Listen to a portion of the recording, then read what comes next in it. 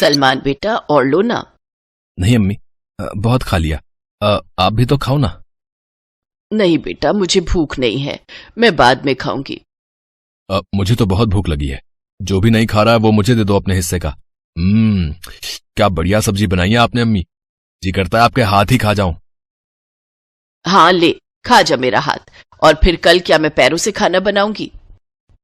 रुखसाना की इस बात पर उसके दोनों बेटे जोर जोर से हंसने लगे। रुखसाना के पति का कई साल पहले इंतकाल हो गया था। वो अपने पीछे रुखसाना और दो बेटों सलमान और जीशान को छोड़ गए थे। रुखसाना ने बड़ी मेहनत करके अपने दोनों बच्चों को पढ़ाया लिखाया था। सलमान एक प्राइवेट कंपनी में क्लर्क था और छोटा बेटा जीशान अभी कॉलेज में पढ़ रहा था। खाना हो जाने के बाद रुखसाना ने अपने बड़े बेटे सलमान से कहा, अरे बेटा सलमान। जी अम्मी। वो तेरी गाजियाबाद वाली खाला का फोन आया था। अच्छा शम्मी खाला, क्या कह रही थी? तेरे लिए एक लड़की बताई है उन्होंने। कह रही थी कि उनकी भाभी की लड़की है, बहुत ही समझदार और खूबसूरत है वो। अब क्या नाम बताया था शम्मी ने उसका? हाँ नज़्मा। अब मैं बोल रही थी कि तुम छुट्टी ले लो एक दिन की, तो जरा लड़की देख आते हैं। ठीक है अम्मी, जैसा आप कहें। वैसे भी बहू आ जाएगी तो आपको राहत मिलेगी, अभी घर का सारा काम आप ही को करना पड़ता है। हाँ, अम्मी का नाम लगा दो। अम्मी को क्या हुआ है, वो तो बिल्कुल दुरुस्त है। आप ही के मन में लड्डू फूट रहे हैं भाभी का नाम सुनकर। हाँ। रुक तो अभी बताता हूं तुझे, बदतमीज कहीं का। आओ आओ, पहले पकड़ के तो दिखाओ भाईजान। ओके अम्मी बाय। जीशान ने अपना बैग उठाया और सीधा कॉलेज के लिए भाग गया। उसकी इस हरकत से सलमान शर्म से पानी हो गया और रुखसाना जोर जोर से हंसने लगी। अच्छा अम्मी, मैं भी चलता हूँ, लेट हो रहा है। आप बता देना जब भी छुट्टी लेनी हो। हाँ नहीं, ऐसी कोई जल्दी भी नहीं है। अगर तुम कहो तो कुछ साल और रुक जाते हैं। क्या अम्मी आप भी? मैं जा रहा हूं। सलमान शर्माकर वहां से चला गया और रुखसाना अल्लाह का शुक्र अदा करने लगी। उसने मन ही मन अल्लाह से दुआ मांगी कि उसके घर में ऐसे ही मोहब्बत बनी रहे। फिर कुछ दिन बाद तीनों लोग लड़की वालों के घर गए। पहली ही नजर में नज़्मा सलमान को पसंद आ गई और फिर चटमगनी और पट निकाह भी हो गया। और फिर अम्मी, मेरी बेल्ट नहीं मिल रही है, कहाँ रख दी? ये लो जीशान, ये रही। अरे वाह, अच्छा भाभी, नाश्ता बन गया क्या? हाँ तैयार है, आप भी लेट हो, जल्दी से आ जाओ। क्या बात है भाभी, यू आर टू गुड। काश मुझे भी आप जैसी कोई लड़की मिल जाए तो जिंदगी संवर जाए मेरी भी। नज़्मा वाकई बहुत ही समझदार और अच्छी लड़की थी। उसने बहुत जल्दी पूरा घर संभाल लिया और सभी उससे बहुत खुश थे। फिर कुछ दिनों के बाद बकरीद आ गई। बेटा सलमान, अल्लाह के करम से सब ठीक ठाक चल रहा है, तो कुर्बानी के बारे में क्या सोचा है? जी अम्मी, मैं छुट्टी वाले दिन बकरा खरीद लाऊंगा। सुनिए, अब वो एक बात कहनी थी। हाँ कहो ना। वो हमारे चाचा है ना, वो बकरियां पालने का काम करते हैं, तो अगर आपको बेहतर लगे तो आप उनसे ही खरीद लीजिए। वो आपको वाजिब दाम में अच्छा बकरा दे देंगे। ये तो अच्छी बात है। ठीक है सलमान बेटा, तुम नज़्मा को भी अपने साथ ले जाना, इस बहाने वो अपने घर भी घुमाएगी। ठीक है अम्मी। कुछ दिन बाद सलमान नज़्मा को लेकर अपनी ससुराल गया और वहां पर उसके चाचा से बकरा खरीद लाया। बकरे की कुर्बानी हुई और फिर घर पर मटन बना। मजा ही आ गया अम्मी। आहा, इस बार मटन तेरी भाभी ने बनाया है। क्या बात है, माशा अल्लाह। भाभी, मुझे तो लगा कि अम्मी ने बनाया है। हाँ, वो सारे मसाले और बनाने का तरीका मैंने अम्मी से ही पूछा था ना, इसलिए। यार भाभी, आप कहाँ सलमान भाई के चक्कर में पड़ गई? कसम से, मुझे पता होता ना कि आप इतनी अच्छी हो तो मैं इन्हें कहीं बांध के ना खुद आपसे निकाह पढ़ लेता। जीशान की बात पर सलमान उसके कान खींचने लगा। तभी दरवाजे की घंटी बजी। जीशान, दरवाजा खोलो, देखो शायद फकीर बाबा आए होंगे। जी अम्मी। भाई अब तो मेरा कान छोड़ो।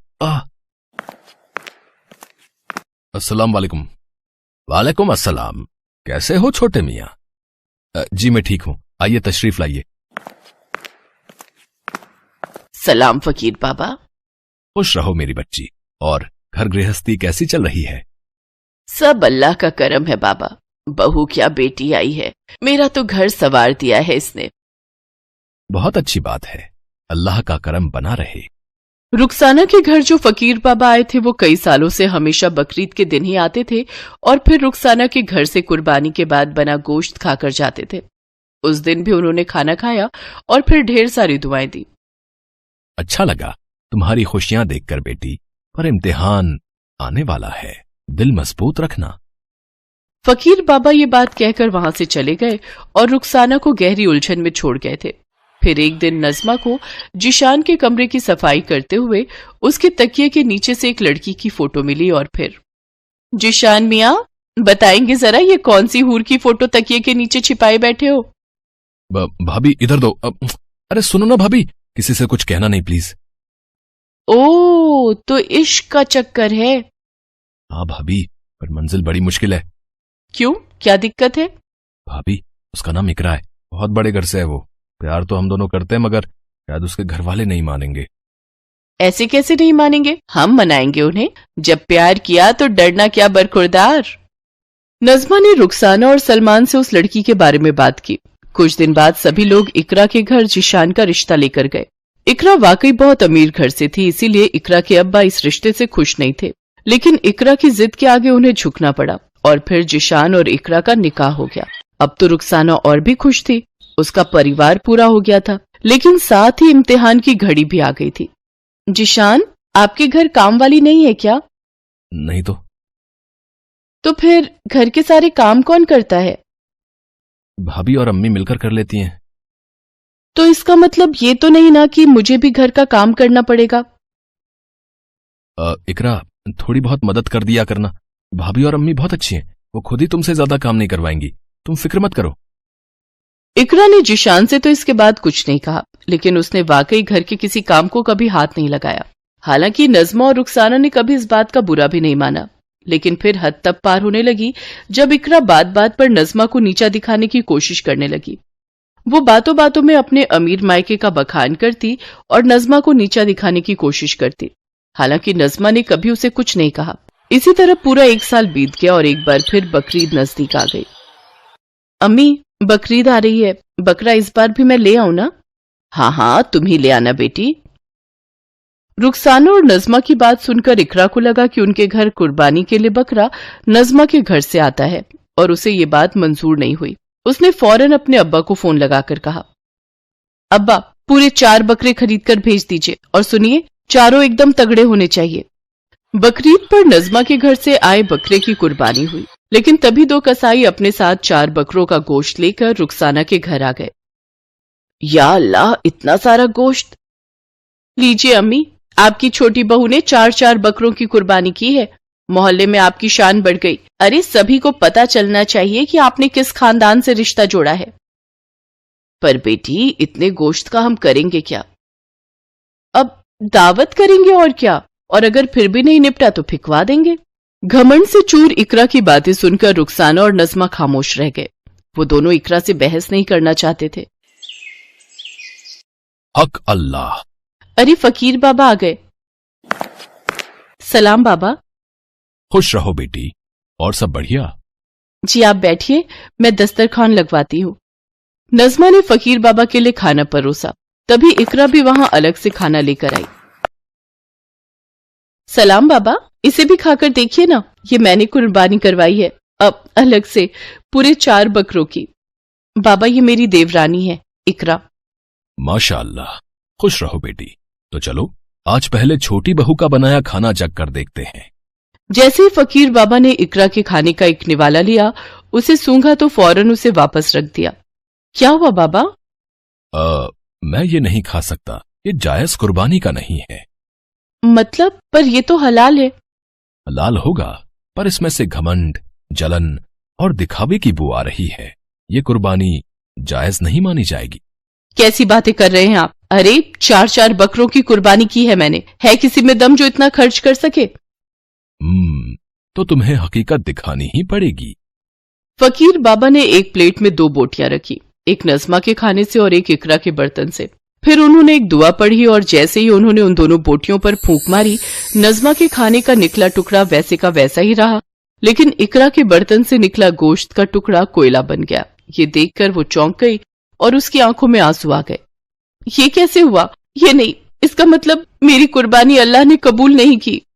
नहीं, क्योंकि तुमने जायज कुर्बानी की ही नहीं, लेकिन तुम चाहो तो अब कर सकती हो। अपने घमंड और दिल के मैल को कुर्बान कर दो, तो ये कुर्बानी बिल्कुल जायज होगी। इकरा को फकीर बाबा का इशारा समझ आ गया था। उसने सबसे पहले नजमा से और फिर रुखसाना से माफी मांगी। इसके बाद से इकरा बिल्कुल बदल गई और नजमा की तरह बनने की कोशिश करने लगी।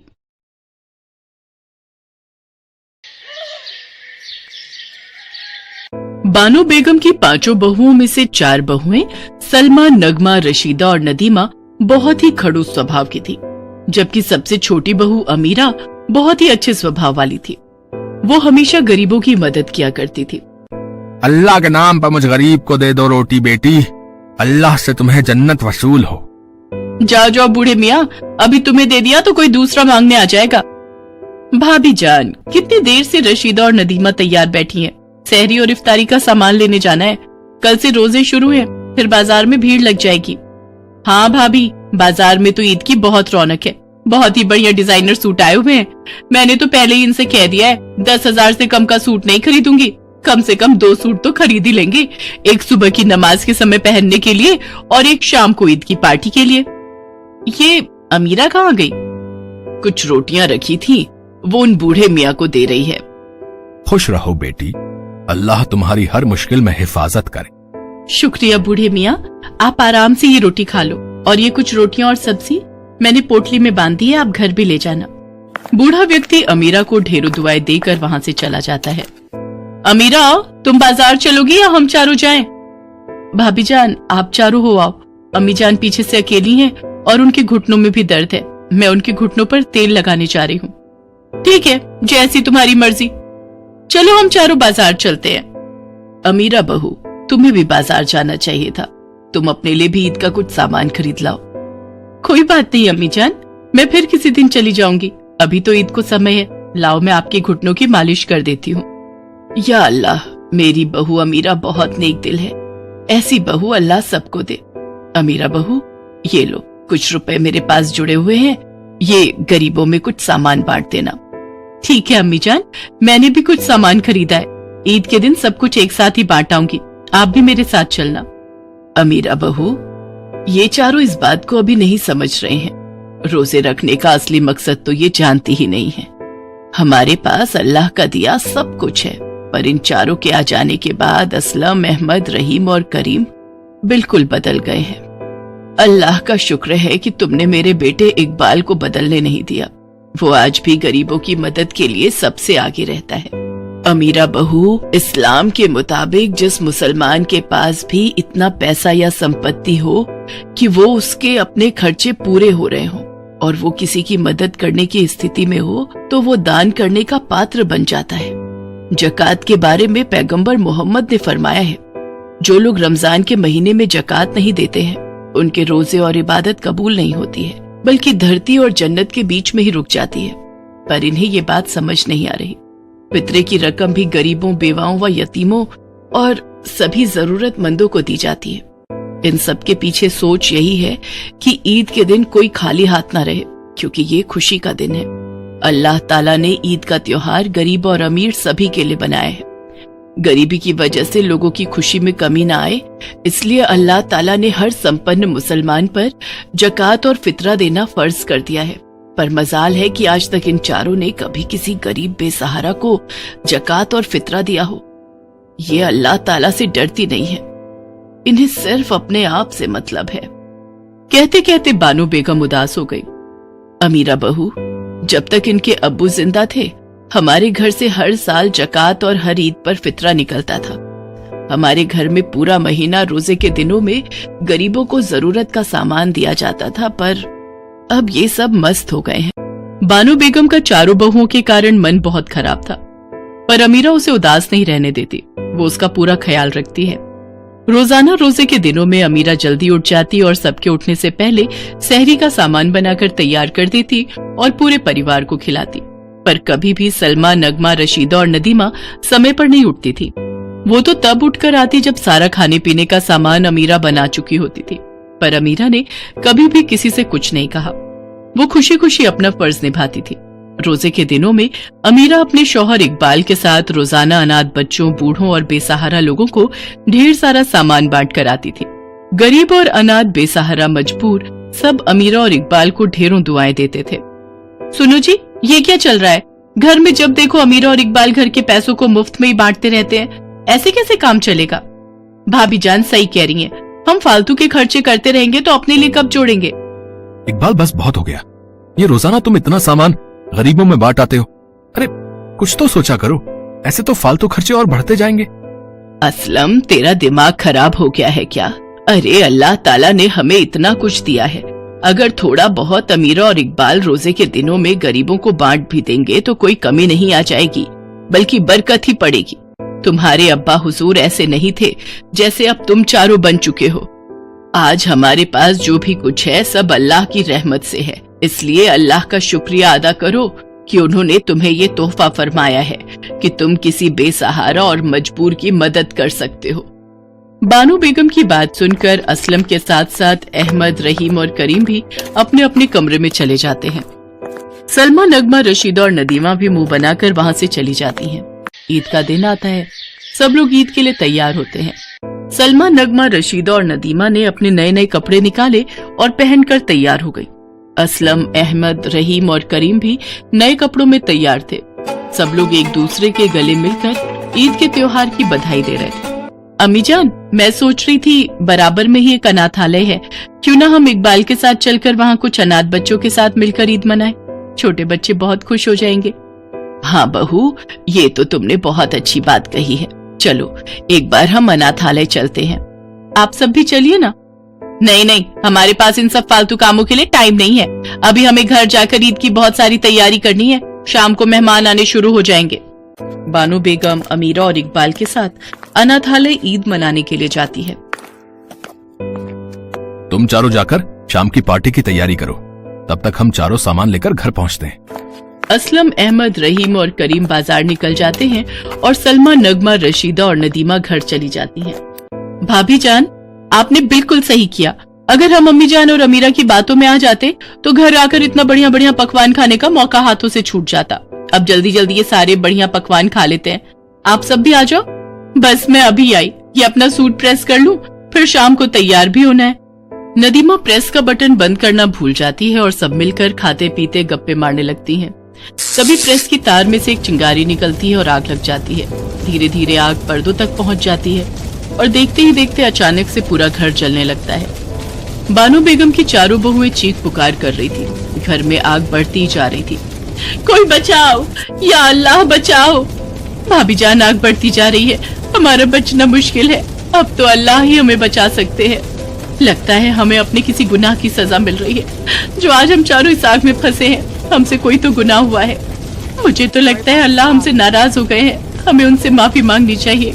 या अल्लाह, अगर हमसे कोई भी गुनाह हुआ हो तो हमें माफ कर दो, हमें इस आग से बचा लो। लगातार आग बढ़ती जा रही थी। इतनी देर में बानो बेगम, अमीरा और इकबाल के साथ वहां पहुंच जाती है।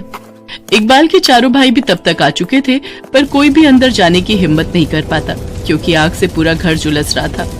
फायर ब्रिगेड अभी तक आई नहीं थी। सब लोग देखते हैं अमीरा अल्लाह को याद करके दुआ कर रही है। या अल्लाह, मेरे परिवार को सलामत रखना। मैंने हमेशा अपने परिवार की खुशहाली और सलामती की दुआ की है। आज ईद के पाक दिन हमारे साथ ऐसा होगा मैंने नहीं सोचा था। या अल्लाह, अगर तूने मेरी हर दुआ को सुना है और अगर तुझे लगता है कि मैंने कभी किसी का बुरा नहीं चाहा, तो इसी पल ही आग बुझ जाएगी और सब कुछ पहले जैसा हो जाएगा। मेरे परिवार के गुनाहों को माफ कर दो, हम पर रहम करो, मेरी दुआ कबूल करो। अमीरा की दुआ कबूल हो गई। अल्लाह ने उसकी सुन ली और अचानक आग बुझ गई, मानो कुछ हुआ ही नहीं। सब कुछ पहले जैसा ठीक हो गया। लोग अमीरा की वाहवाही करने लगे। सलमा, नगमा, रशीदा और नदीमा अपने किए पर बहुत शर्मिंदा थी। उन्हें समझ आ गया था कि आज उनकी हिफाजत अमीरा की दुआ से हुई है। अल्लाह ने अमीरा की दुआ सुनी है, क्योंकि अल्लाह भी उन्हीं की मदद करता है जो नेकी के रास्ते पर चलते हैं। सब मिलकर खूब धूमधाम से ईद का त्योहार मनाते हैं। गरीबों में मिठाइयाँ और उपहार बांटते हैं। अमीरा की तरह ही अपनी बाकी बहुओं को ऐसा करते देख बानो बेगम